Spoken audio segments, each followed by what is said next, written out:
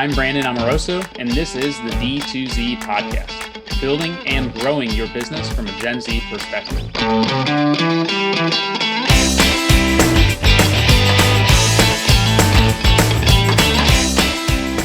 Hey everyone, thanks for tuning into D2Z, a podcast about using the Gen Z mindset to grow your business. I'm Gen Z entrepreneur Brandon Amoroso, founder and president of Retention as a Service agency Electric. And today I'm joined by my good friend Phil Sblendorio, which I don't even know your official title, honestly, at AMB. Doer of all things, rainmaker. But thanks so much for coming on the show. I'll let you. I'll hand it over to you to introduce yourself. Absolutely, yeah. So technically, Chief Revenue Officer over at AMB Interactive, another retention marketing firm. But prior, CEO, CMO of a few subscription-based D2C brands, mostly focused in apparel. But yeah, kind of doing a little bit of everything these days. But happy to be here and be joining you on your podcast. So I know not a lot of agency founders necessarily have brand experience. It's not the ones that I'm close with. How has that been valuable and helpful for you building out your own agency, having that expertise on the brand side? It's like me personally, I can't even imagine starting a brand. It honestly sounds terrible. All the product development and managing warehouses and inventory and whatever else. So how has that helped as you've grown AMB? Sure, absolutely. Yeah, it's I sympathize with those remarks. It's not easy. There's a lot of challenges. And it's only gotten harder in the last couple of years. So I like to think, we exited in 2021 from our largest brand. And I would say the writing was kind of on the wall since COVID. There was a lot of challenges, mostly shipping related, inflation, pricing has kind of gone through the roof, and competition, right? Everything has become online first for the most part, at least during that period of time. So a lot of challenges. So being on the agency side is great, but I will say that having that experience for 8 to 10 years makes conversations a lot easier when I'm working with smaller clients and we're dealing directly with the founders on all things marketing. There's a lot of conversations that we have outside of email. Just it could be operational, it could be, they're talking about cash flow issues, and we can formulate a plan to try to help with a lot of those things. And having that background allows me to just come up with strategies with the team to be able to, get an injection of cash from a sale or some new marketing tactic. So the conversations are a lot broader than most specialized conversations when we're trying to talk to new clients. So I think it's been pretty good. Definitely have a lot of experience. I mean, our agency is mostly, we have three main partners, and we've all owned and operated businesses before. So we definitely have, I'm not going to say an advantage, but we definitely have a different mindset and different conversations when we talk to clients initially, which it's been good for us so far. But yeah, we're just plugging along, trying to sling emails for clients and attribute whatever data we can get our hands on these days. Everything's getting a little bit more complicated, but it's been good so far. What's it like starting a business with partners versus being the solo founder? Because obviously Sure. I didn't have partners on my end, and I think it was a blessing and a curse in some ways. Yeah, and I'd love to hear your thoughts after, because I've started many businesses. I've only had 3 that were semi-successful, but I like it because there's always so much work to do, right? Like every day is a new day. There's 100 things that need to get done, and I think it's nice to be able to work with partners to divide and conquer. It's good to celebrate the big wins that you have, right? All the milestones that you achieve, which you need to, running a business isn't easy. It's a lot of work. And I think we're always so focused on that to-do list. We don't always, we check off the milestone, but we don't always necessarily celebrate it. And I feel like when you have other partners, you celebrate those wins a little bit more than if you're by yourself. head down. You kind of move on to the next thing. Um, but there's a lot more people involved, a lot more direction, and personalities and opinions, which aren't always appreciated by everybody, right? So you don't have the autonomy always to make decisions that you think are best.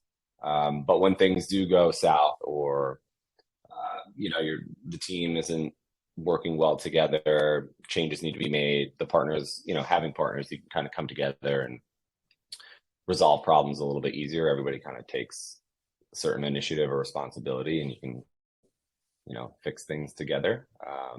But I'd love to hear from you. Like, I've always wanted to own a business pretty much 100% solo, just so I can kind of run the ship exactly how I'd like to do it. But it's scary. How have things been for you guys, or for you, I should say? I think do you want partners?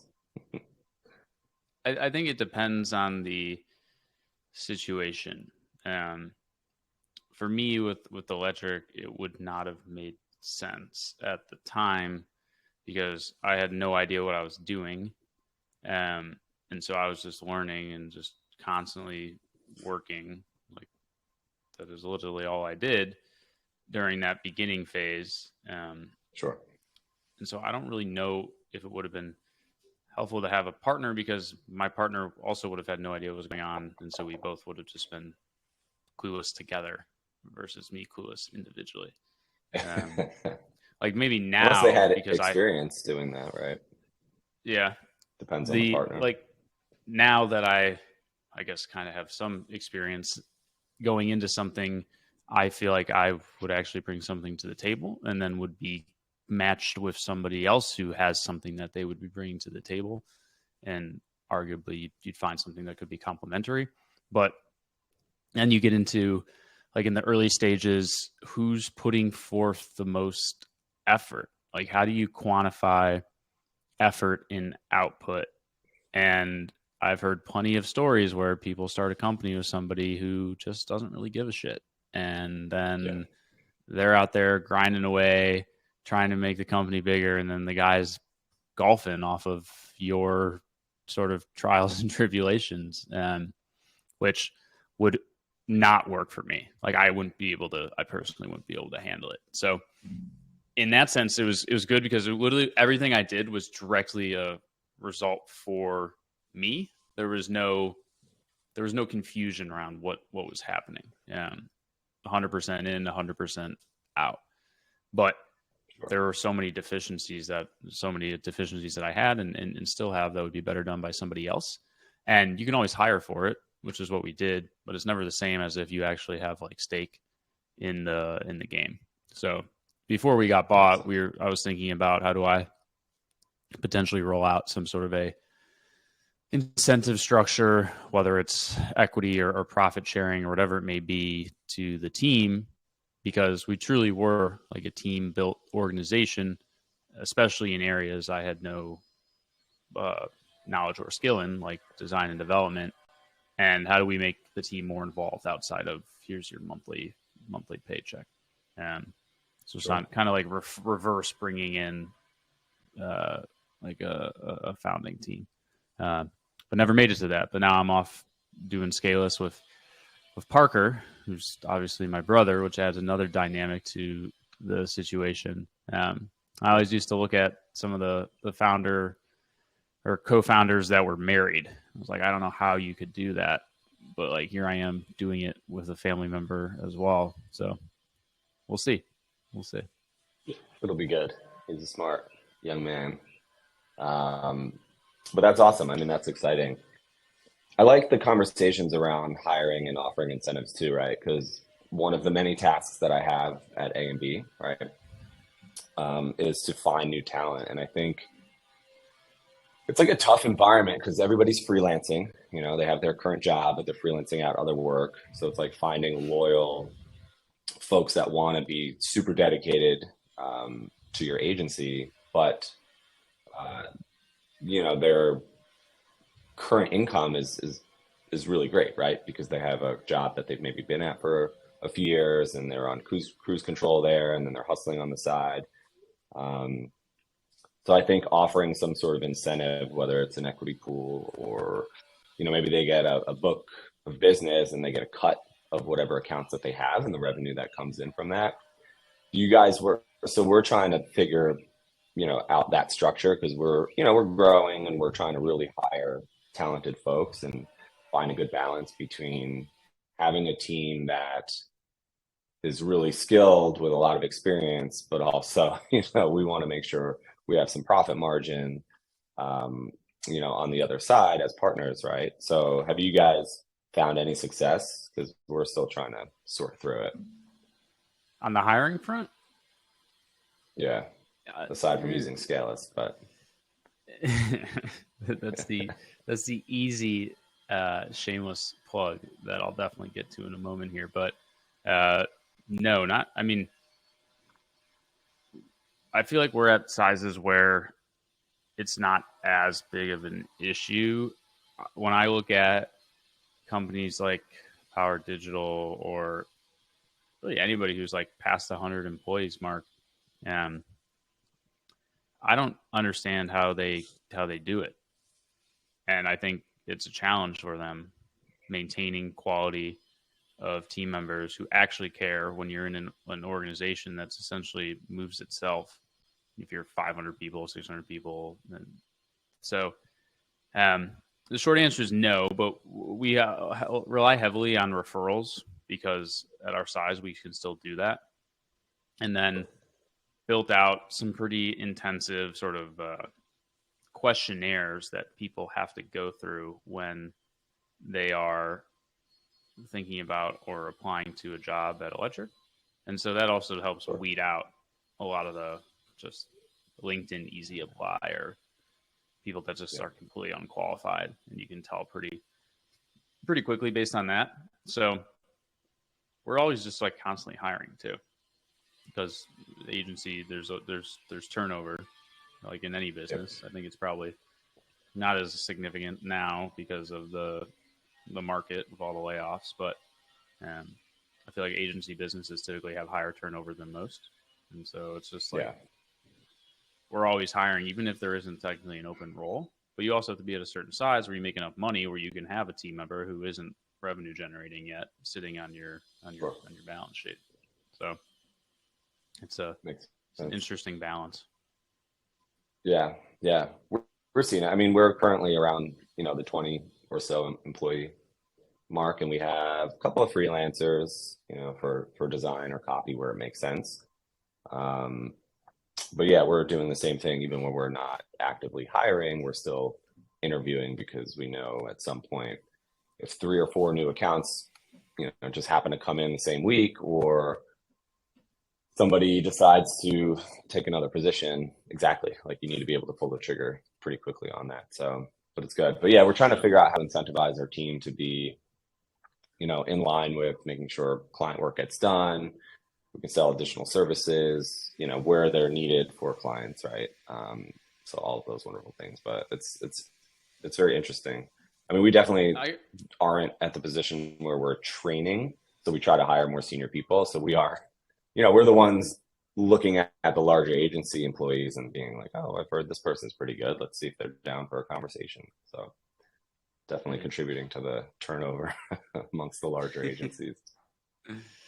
I think the training program is, I think it's definitely a good, I think more logical next step at some point, because then it just broadens your hiring pool so much, and you're not boxed into a relatively small market. I mean, e-commerce, and specifically like Klaviyo experts, it's getting bigger, but the ability to take somebody who's just smart and give them the keys, let them run for a month with just, how I figured out how to make Klaviyo work. Just a bunch of YouTube tutorials and testing things out and learning from the team. Honestly, sometimes is better than the person who's done it for 5-10 years and comes in with just habits and expectations that aren't necessarily the way that we want to be doing things. Yeah.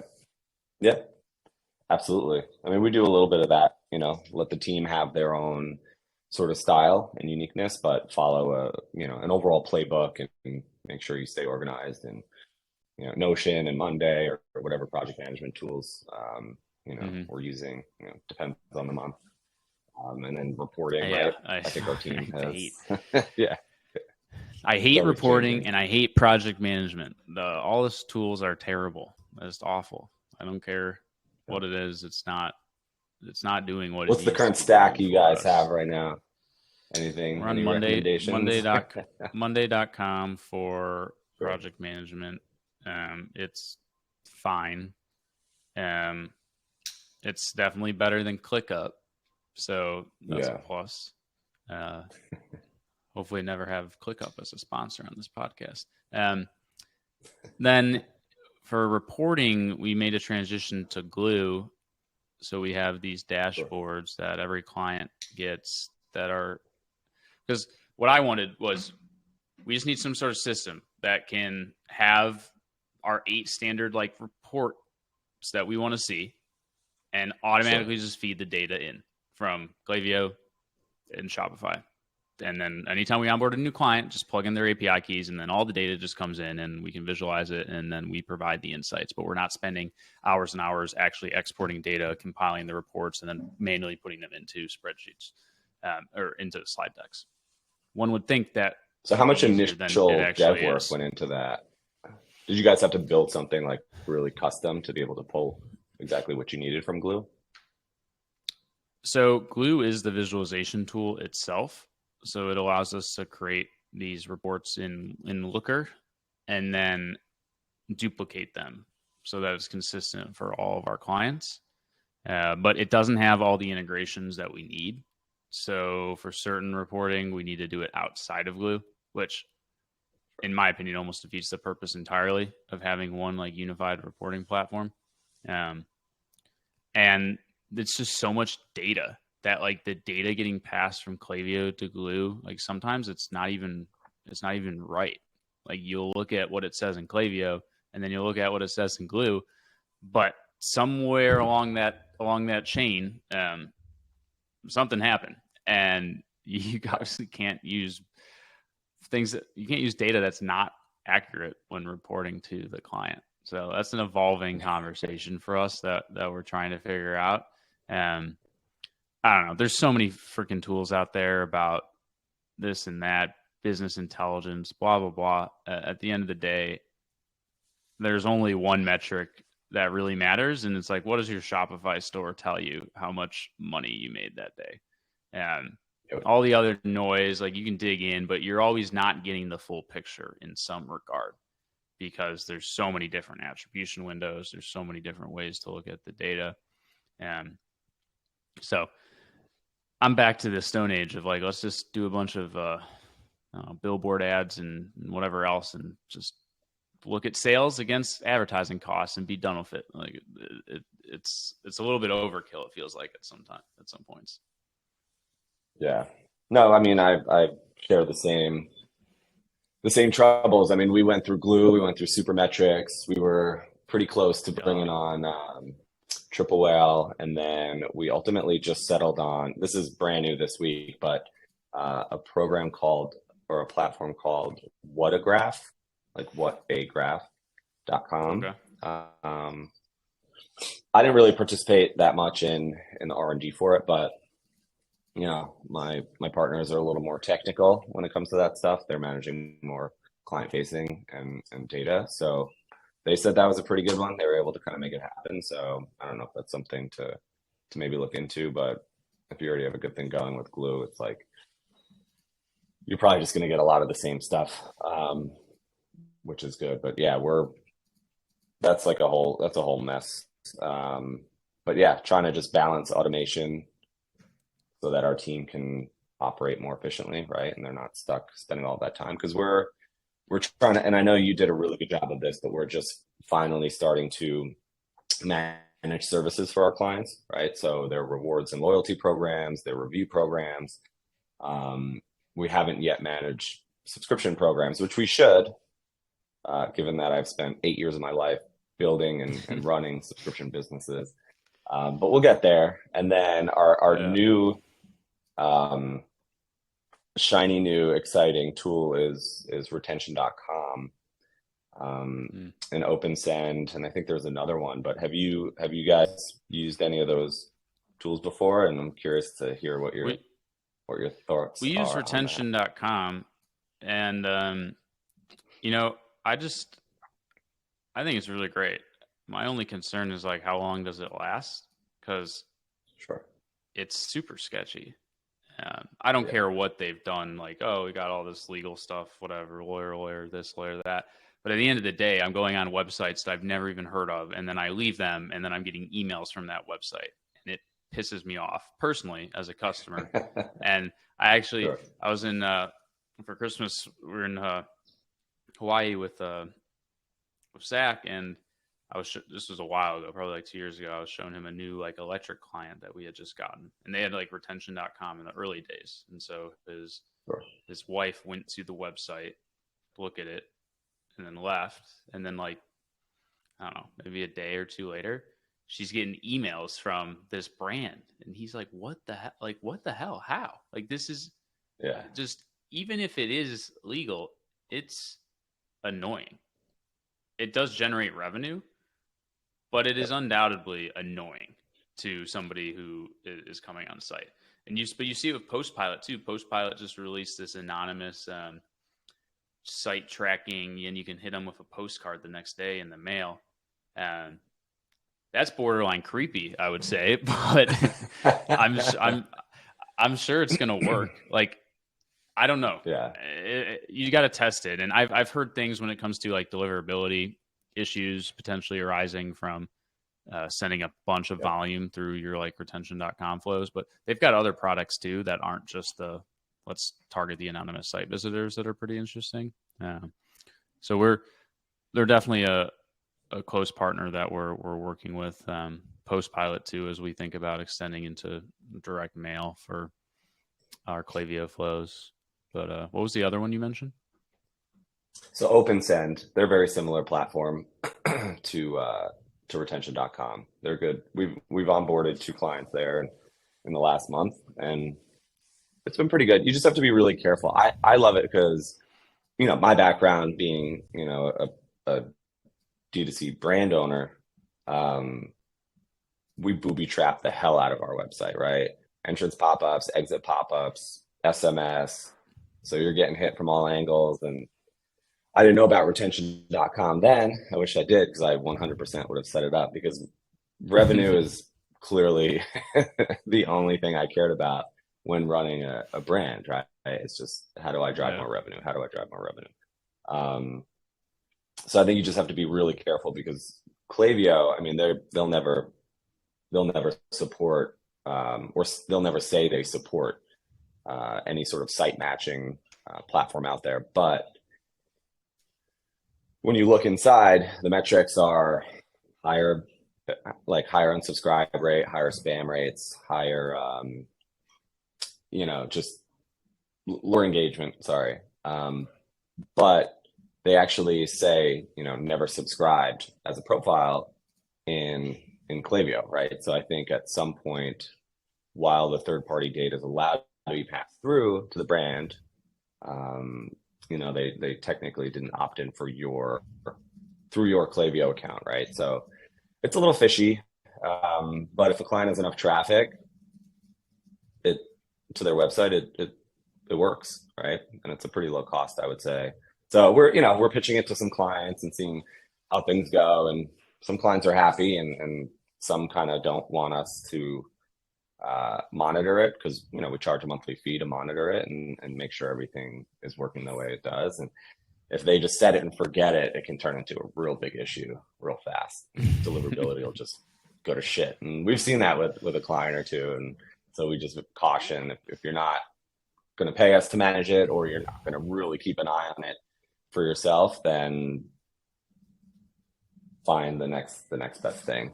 But I love the postcard thing too. We're big fans and good partners with Postpilot. And I think it's pretty cool what they're rolling out. Definitely super creepy, but hey, if it drives revenue, then what the hell? Yeah, it's a little like Big Brother for sure. But I don't know. Yeah. I think actually the postcard is less. No, I take that back. Consumers like BS detector is like way higher than it's ever been. So like they clearly know if they visited the site the day before and they're getting a postcard in the mail. But it's just like when I'm talking to Amanda about something and then I go on Instagram and like, oh, there's an ad for it. I'm like, okay, yeah, my phone's not listening to me. Totally, whatever you say. Yeah. I got a completely different question though because I've got a buddy here in Miami who um, has a pretty successful company, and he is trying to decide whether to make the leap full time with it to go be the solopreneur. Because right now he's juggling the full time job and then he's got a second job, and Oh he's yeah. clearly getting burnt out. And he showed me his financials too, and I was like, dude, you're crazy. I don't know why the hell you're still working at your full time job, but that led me to think you have partners in your agency, and so how do you determine what gets reinvested into the business versus what's taken out as distributions? Because for me, it was super straightforward because I was the business. So whether it was taken out as a distribution or not, all the money sitting there is still, it's like the business's money or mine. Like there's a huge gray area because it's sort of one and the same. Sure. Whereas Yep. for you, it's obviously different. And a lot of other agencies, they've got partners. Like how do you find a happy medium there where you're reinvesting, but you're also sort of cashing in on your investment thus far? Sure. That's a great question. And it's a drastic difference whether you're a brand versus an agency, right? Because I think the business development side you can invest into and hire more folks. There's a lot of upfront costs with that. They're bringing in new business, and then there's upfront costs onboarding new employees to get set up and then manage. You can't just, if they handle 6 accounts or 7 accounts, you can't just dump 7 accounts on them the day they start, right? You gotta, one every 2 weeks is sort of our philosophy. Let them get very, very comfortable with the team and how we work. So you can invest into that a little bit, but it really depends on the type of business that you want, right? Do you want to grow the way that Meet Six did, where you have to hire a full team to just find employees because you can barely keep up with the growth of your business, right? So you're literally just pulling in anybody who has any experience about running ads. You got a heartbeat. Email, right? Welcome to Meet Six. Come on down. Yeah. And, it's a great problem to have. I mean, Steve and Dan and the gang did a wonderful job building it to a place with a great culture and all of that and training. So they reinvested a lot, right? I have a different philosophy on the agency side where there's a balance. I'd rather grow a little bit slower and hire a lot better than most other agencies. We also are very neurotic about running strategy, 30, 60, 90-day roadmaps for our clients, making sure we're thinking about everything before they are. So we don't want to grow too fast because then we'll have to hire just whoever we think might be a good fit, and we can't be as strict and anal about who we hire. Mm-hmm. But that also allows us to enjoy the profitability more across the partners. And how we split up dividends, that's still TBD because we haven't even fucking figured that out. But if there's some money left over at the end of the month, and it's been a good month and we have a bunch of new clients onboarding, we'll throw out some distributions. But we still keep it pretty conservative, right? Like we want to keep money in the bank just in case a massive couple of clients, because we're not a huge agency, right? Maybe 50 clients, 60 clients, but if a couple big ones happen to drop or the market goes in a different direction, we want to make sure that the team is safe and sound and, we can withstand an impact for a few months. Now, on the brand side, making the leap and figuring out how much to pay yourself, that's a very different story, right? Because scaling a brand is a lot easier, I think, than an agency in certain regards, not all regards, right? Hmm. But you're just dealing with bigger dollars and bigger inventory orders and things like that, right? For the most part. So you'll scale up, but in a very different way, and you can outsource a lot.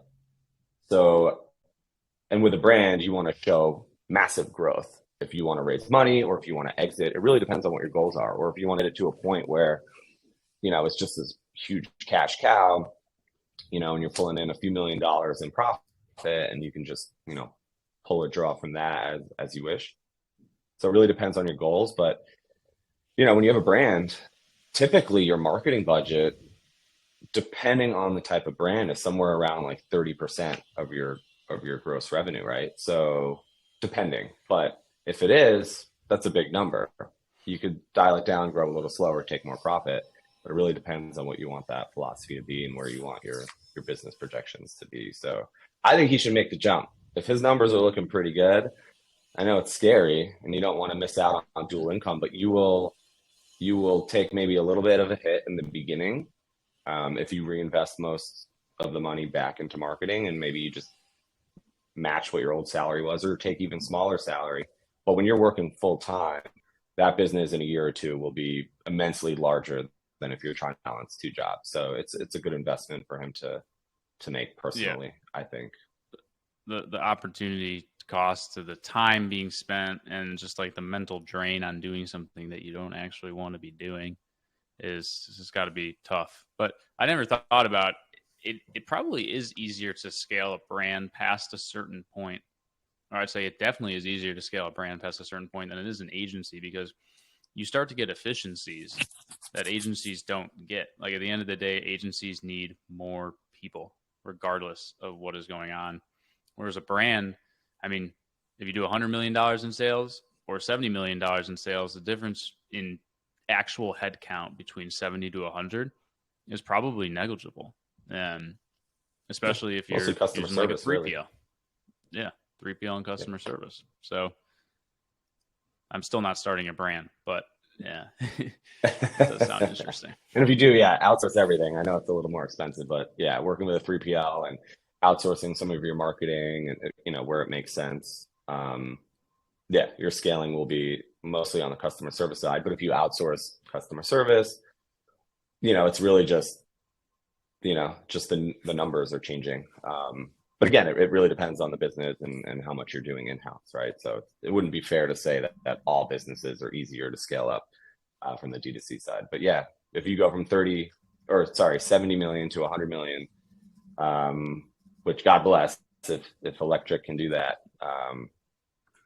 But if you ever got to that point, right, like that's, you have an active or multiple recruiters on your team, and your senior staff is, and management is very invested in training and making sure client success is there, and you're building out all these new departments that need to kind of happen, and compliance needs to be in line because you're under the microscope and working probably with massive billion-dollar brands that are going to keep tabs on everything, and their legal team is CC'd on everything. I can go down the list of shit, but it does get intense. And I've been on both sides, and I think you deal with more headaches on the brand side, but you have to be very aware of every single thing on the agency side so that clients are happy and your team is going to stick around and get things done for you. Did you work with agencies when you owned your brands? I did. I've worked with several, some that may or may not have been mentioned in this conversation as well. But as we grew, I mean, we were spending $500,000 a month just on marketing, and fees at that point were, I think our Facebook guy was charging us maybe 12 or 15% of ad spend, right? So we're shelling out tens of thousands of dollars just for Facebook, and then a couple thousand for Google. Well, probably like 10,000 a month just in Google ads, Google agency fees for the Google ads, right? And that shit adds up. I think at one point we were spending about between 70 and 80,000 just on agency fees between affiliate, paid search, paid ads, email. We were doing direct mail. We were doing billboards. So we were working with different agencies and different platforms for all of that stuff. And I was like, this is out of control. Like we were just scaling up, and we raised money, and things, business was good. So we kept it going. But then at some point you look at your P&L, and we were getting ready to try to increase profitability and begin talking to investment banks about exiting. And our management team was like, all right, guys, like we need to strip all this shit. So we started building out in-house teams where it made sense. Email was one that was like, we're not going to hire a designer and a copywriter and an email person. That made sense to outsource, right? But finding somebody to run paid, not that difficult. So brought that in-house, cut that cost by a third. And we did a lot of similar things across the board where it made sense. And it was good. I mean, we had great agency experiences. I learned as much as I could from most of them, and then just took all that knowledge and brought it in-house, except for email. And then I learned as much as I could about email and realized how great of a business it was and how sustainable it was. And when I was approached by my partner, Josh, about, going full-time once I saw the business as his partner on the agency, I was like, 100% in. I don't want to deal with inventory. I don't want to deal with shipping headaches. I don't want to deal with tariffs and all this shit. And I made the leap, and it's been good. But yeah, it's definitely been interesting. So we'll see how it goes. Talk to me about Scalus, though. I'd love to kind of hear more about how things are going over there, because I saw the demo and it seems like you guys are doing something pretty groundbreaking. Yeah, I mean, it all came out of hiring at Electric was a nightmare, is a nightmare when it comes to not necessarily eventually finding the right person, but getting to that right person is painful. Sure.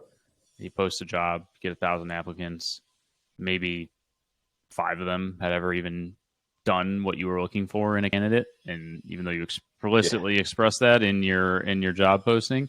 And then Parker, while he's at Stanford looking for internships, just getting just wild recommendations, like go be an air traffic controller or chief marketing officer of like a Fortune 500 company, which obviously neither are even remotely in the realm of what he should be doing.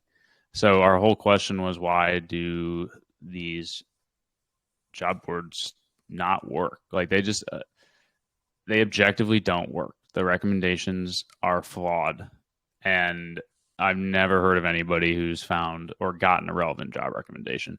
I've definitely never heard of anybody who's gotten a relevant job recommendation and then was successfully hired at that company. Sure.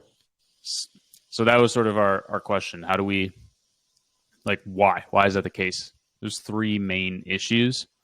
One of the biggest ones is that ATS products, or applicant tracking systems, like a Lever or Greenhouse or Breezy HR, there's probably like 4 or 5 pretty big ones. Lever and Greenhouse are sort of the tried and true in e-commerce. They're looked at as completely separate products from the job board.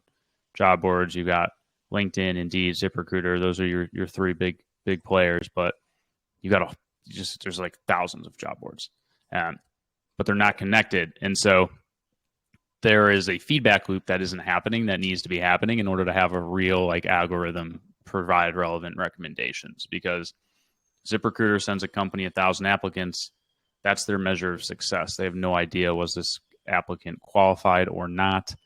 Did this applicant make it to round 2, or did they not even get an interview? Did this applicant actually get hired? What was comp? All the data that was then being shared with the employer. So that's one of the first biggest issues. And second is that the job board algorithms right now are just trying to scrape keywords off of resumes. There's no hard data points that could actually be sorted and sifted through in an algorithm. So, and then that's why with our platform, it's combined, the ATS and the job board. Now, a lot of people might think, oh, there's like a chicken and the egg problem. Like your job board isn't valuable at all because you don't have anybody using it yet. and that's accurate.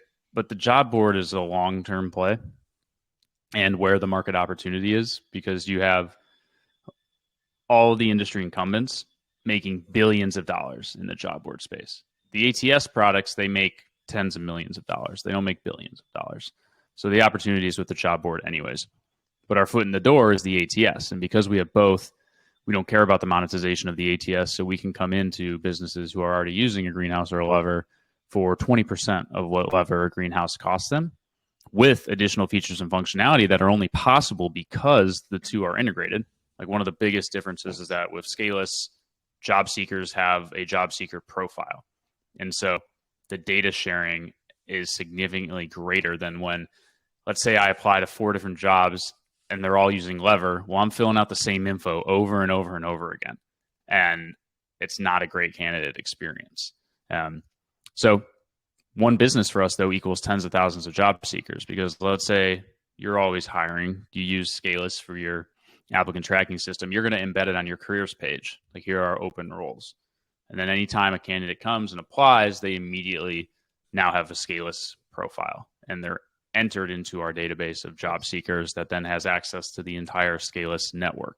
So what we're trying to build is a vertical approach to growth where we're only targeting e-com to start, because the job board will be more valuable and more powerful if all the jobs are within the same sort of category or vertical. So the hypothesis is that if everybody in the e-com space was using this as their ATS, well, then that job board is going to be wild in terms of the effectiveness of it. But also, because it's integrated, there's this data sharing that will be happening that isn't happening anywhere else. And so we'll be able to very effectively place candidates with companies because of that fact. And then there's a whole bunch of AI, yada, yada, yada, that's going on. That's above my head, but smarter people are working on that and on our team. But that's what we're trying to do. And luckily we don't have to spend any money on sales and marketing because of Electric. I fortunately have a large enough e-com network where we'll find ourselves with our first 50 customers rather quickly. And then from there can really start to decide where do we need to double down and focus on. That's awesome. And then would that relieve, because I know a lot of people are moving around, and a lot of, especially SaaS companies, right? They raise a ton of money and they need to hire quickly. Will this kind of allow them to not have to hire recruiters or headhunters? Like, is this something that maybe the owner or whoever's managing HR can just plug into and I guess maybe make some hires a lot more easily, right? Because we're going to get to that point too, where I don't want to be the guy stalking everyone on LinkedIn anymore and dealing with job boards, right? I'd rather just plug into something that I can check, daily or weekly, and kind of have a lot of things at my fingertips instead of, hiring somebody to do the recruiting for us, right? Yeah, it depends on the size of business. We're an augmentation to a talent acquisition team at a company like that would be the size of a Recharge. But for a business like yours, we are the solution that will allow you to either A, take it off your plate, or B, not have to go and hire an external recruiter. And that's where the monetization of the job board becomes readily apparent. It's like, well, I can spend $25 a day promoting this post on a job board where I know I'm going to be getting relevant candidates, versus I'm going to go out and hire an external recruiter who's going to charge me 30% or 20% of first year salary or whatever it may be. But the value prop for talent acquisition team or HR generalist is in the data and filtering that we have within the ATS, because most ATS systems are limited to source, like did they come from LinkedIn or ZipRecruiter, and then other like very high level data points, maybe like let's call it 5 max, whereas ours has at a minimum 40 data points that are filterable for each candidate because we have the ATS and the job board connected. So we were talking to a customer who had 6,000 applicants for an open role in 6 days. Jesus. And they're like, how am I supposed to like what? How am I even supposed to get through that? So kind of like on Yelp, you'll have 500 reviews, but only some of them are actually recommended and shown. we have the same thing going on for the candidates, because we're not even showing you the guy from halfway across the world who just applied to an in-person job in Miami. Like, all that is obviously very easily cut out from the get-go. And then we allow you to filter with so many more data points that allow you to get to a narrowed set of candidates much faster. And so it's all about time and speed with the talent acquisition teams, especially. I mean, it's not at this point, but last year, I mean, it was hyper competitive getting certain candidates. And now it's sort of a reverse where you're over inundated with applicants. So how do you sort through all of that?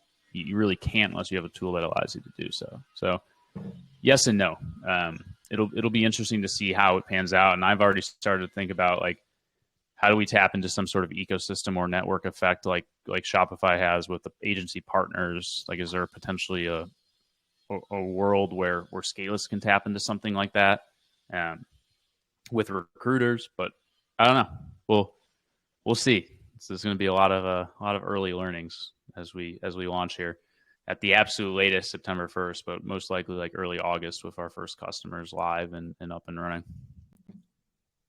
It's pretty cool stuff, man. That's really interesting. I think there's a lot of industries out there that are still pretty antiquated and just, beating people up, making a ton of money, and not really reinvesting back into the tech or just, the business in general. They're just sitting pretty, right? So seems like a good opportunity for you guys. It's exciting.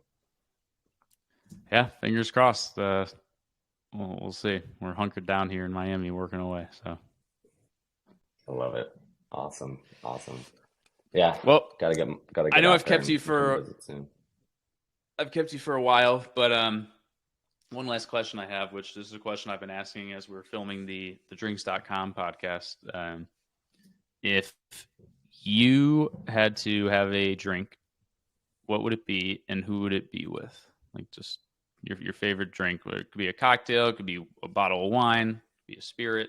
And then who's the person that you're sitting down with to have it with, aside from myself? Honestly, it would be Ryan Reynolds, probably. Definitely have a crush on that man. But I think mostly because he's done a really good job building out lots of businesses, right? And just everything is all about reach, right? If you have the reach as an influencer, you can make money.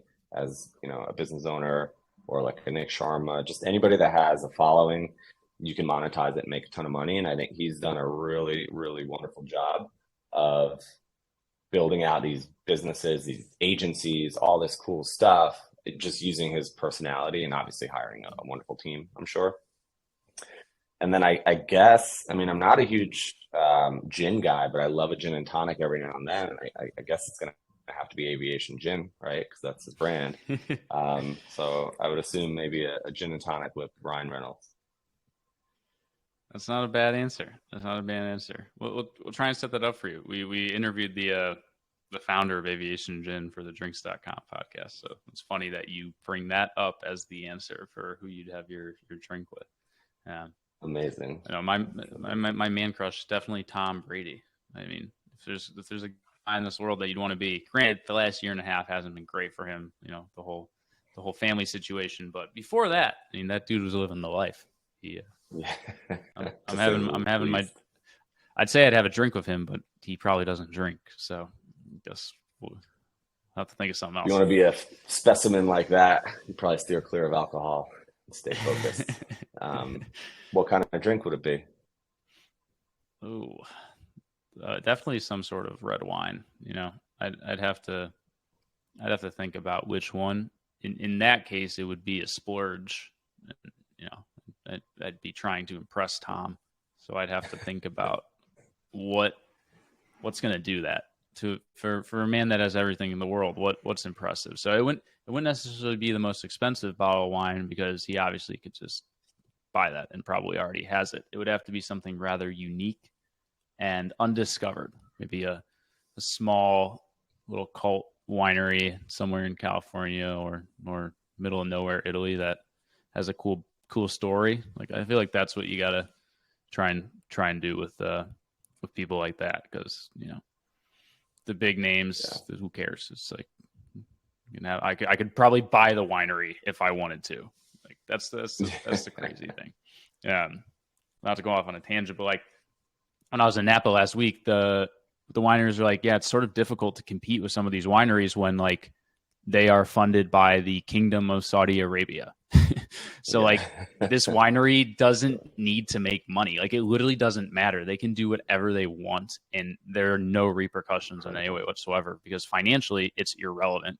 But for like the small producers who this is their livelihood, like it's just a fascinating dynamic as more and more people get into alcohol as like a passion project. And they're always doing it after they just made $100+ million or billions of dollars. So I don't know. That's stuff. Is that your goal one day? Tangent for this. Yes, because sports teams have become unattainable. That ship has sailed.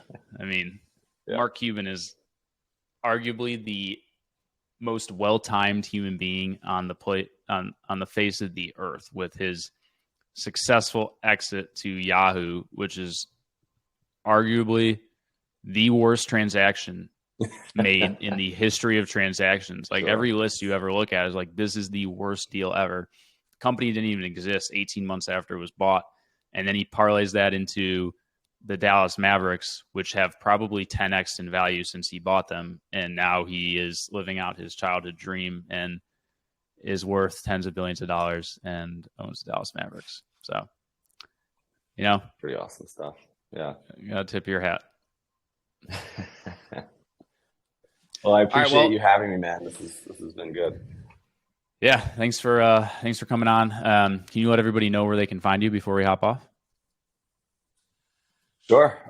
Well, you can find me at your local bar, probably, but outside of that, you can find me on LinkedIn, Phil Sblendorio, or you can find me at AMB, Phil at ambinteractive.com.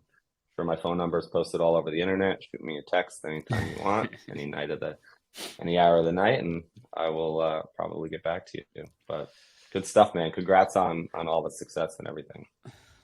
Thanks. You as well. And thanks for coming on. And for everybody listening, as always, this is Brandon Amoroso. You can find me at brandonamoroso.com or electricmarketing.com. Thanks for listening, and we'll see you next time.